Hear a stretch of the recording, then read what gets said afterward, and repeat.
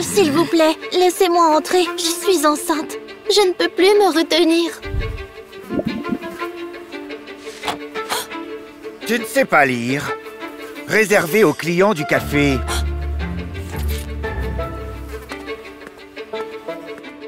$10 pour une tasse de café?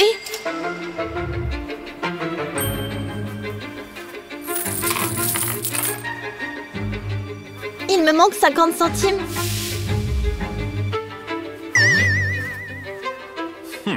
Et moi, je manque de temps.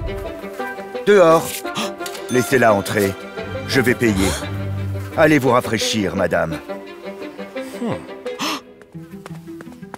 Oh, désolé. C'est l'heure du nettoyage. Je suppose que vous devez vous retenir. Je ne peux plus.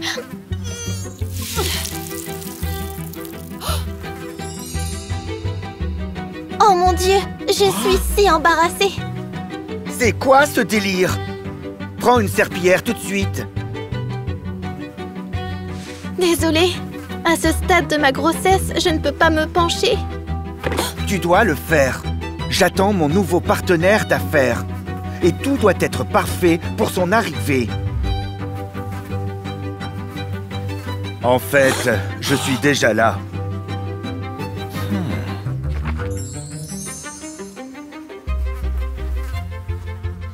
Vous avez acheté mon café?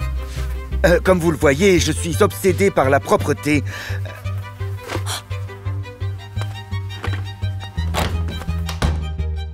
Alors, j'espère que vous me garderez comme manager. Je ne suis pas sûr. Ne faites pas attention à cette flaque.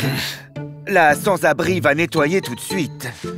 Allons nous asseoir et discuter de nos affaires. Il ne va pas s'asseoir à une table avec quelqu'un comme vous. Quoi? Qui êtes-vous? Une femme qui avait besoin d'aide et qui ne l'a pas reçue. Elle est aussi ma femme.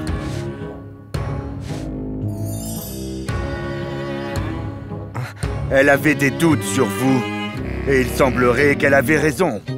Un gérant de café ne devrait pas humilier les gens.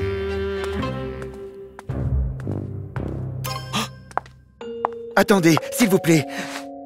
Y a-t-il un moyen de réparer ça?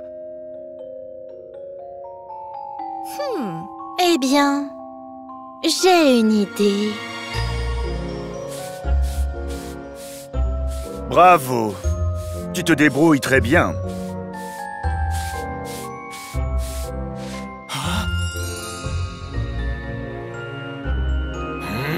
Partez ou je vais... Où sont tes manières, mon pote?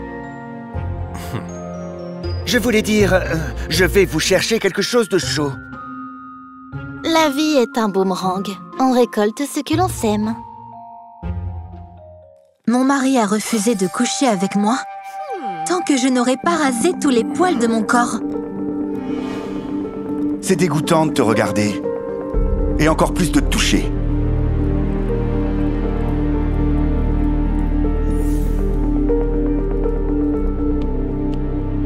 Roger pensait que je m'étais négligée. Alors qu'en fait, j'étais juste fatiguée des terribles éruptions cutanées et des irritations après chaque séance de rasage. Le docteur m'a dit que la seule chose que je pouvais faire était de l'endurer.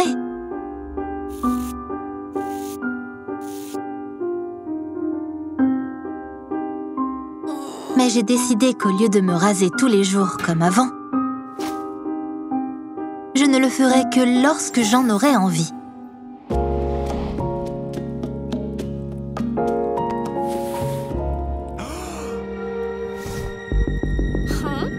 Tu es sérieux? Ce ne sont que des poils? Il n'y a plus rien à discuter. C'est dégoûtant. Toutes les femmes souffrent d'irritation cutanée. Tu devrais en faire autant. Je pensais que Roger m'appréciait pour autre chose que mes jambes bien lisses. Comme je me suis trompée.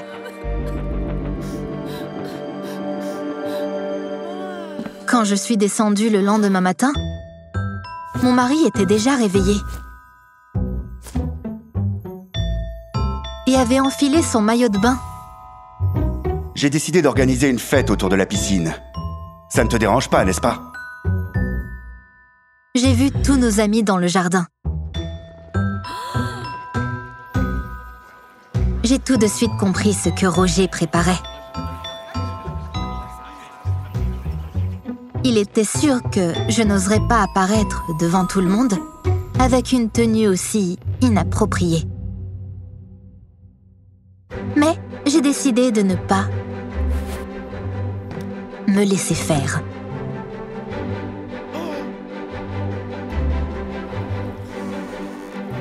Je suis donc allée voir les invités en portant mon bikini le plus révélateur.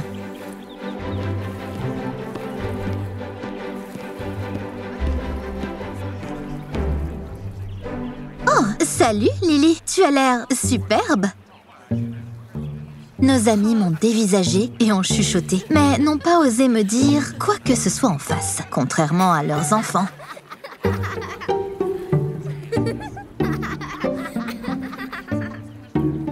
Madame, vous avez l'air d'un homme.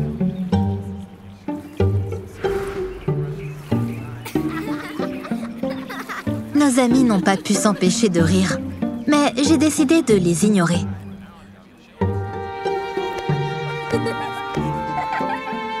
Roger, cependant, rougissait tellement qu'il ressemblait à un grill brûlant. Pourtant, quelque chose de plus désagréable allait lui arriver. Alors que j'apportais des bières aux hommes,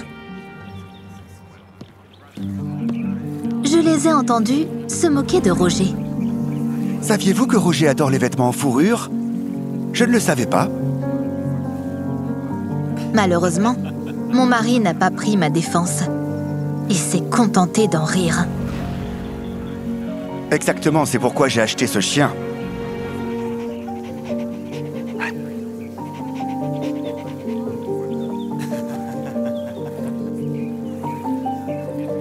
Finalement, les discussions sur mes poils se sont tues. Et dès que les invités sont partis, Roger a commencé à faire ses valises. Satisfaite? Tu m'as fait honte devant tout le monde. J'en ai assez. Je m'en vais. Tu peux continuer à profiter de ta naturalité dégoûtante. Ça m'a fait tellement mal de découvrir qu'après tant d'années de vie commune, mon mari ne s'intéressait qu'à mon apparence et non à ma personnalité. Ironiquement, j'y suis pour quelque chose. J'ai travaillé comme rédactrice pour un magazine féminin pendant de nombreuses années et j'ai inculqué des normes de beauté aux lectrices. Pourtant, j'ai décidé de renoncer à tout ce que je vendais aux femmes depuis des années. Enfin, je n'ai pas eu à vérifier si le mascara coulait, si le rouge à lèvres était maculé ou si mes cheveux étaient en désordre. Et je ne me suis jamais sentie aussi à l'aise en tant que femme. Mes amies avaient une opinion différente et supposaient que mon changement n'était rien d'autre que l'appel à l'aide d'une femme divorcée. Elles essayaient constamment de me présenter quelqu'un.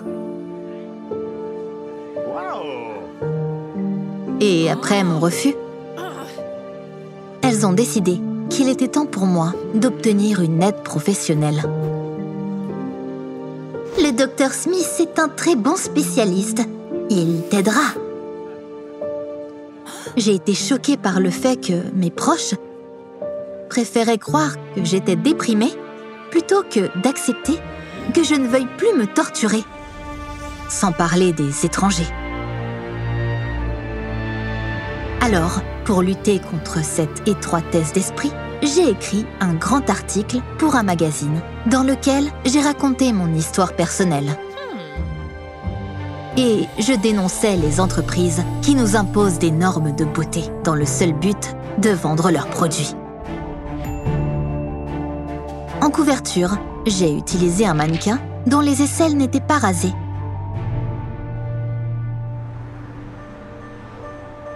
L'édition spéciale du magazine a fait sensation et nous avons vendu un nombreux record d'exemplaires.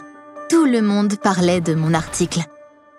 Surtout le propriétaire du magazine, qui était furieux. Dans mon bureau. Maintenant. Il s'est avéré que les publicistes ont menacé de partir et que mon patron m'a accusé de sabotage avant de me licencier. De plus, il m'a fait savoir qu'il me poursuivrait en justice. Je te soutirerai jusqu'au dernier centime. Aucun avocat n'a accepté de me défendre. Et ceux qui l'ont fait ont exigé d'énormes honoraires. J'étais désespérée. C'était mon droit d'être moi-même, de choisir de me raser ou non, de me maquiller ou non. Va-t-il me ruiner ? Je n'ai pas baissé les bras pour autant et j'ai continué à réfléchir à d'autres façons de résoudre le problème. Soudain, Roger est revenu. Je pensais qu'il était là pour discuter du partage des biens, ce qui était la dernière chose dont j'avais besoin en ce moment. Puis, j'ai remarqué le magazine qu'il tenait dans ses mains. Roger a dit qu'il était venu s'excuser. J'ai lu l'article et je comprends enfin ce que tu ressens. J'ai honte de ne pas t'avoir soutenu. Après tout, je t'aime toujours. Roger a renoncé à sa part de la propriété pour que je puisse me payer un avocat. L'affaire s'est révélée très médiatisée, à tel point que les célébrités sont venues me soutenir.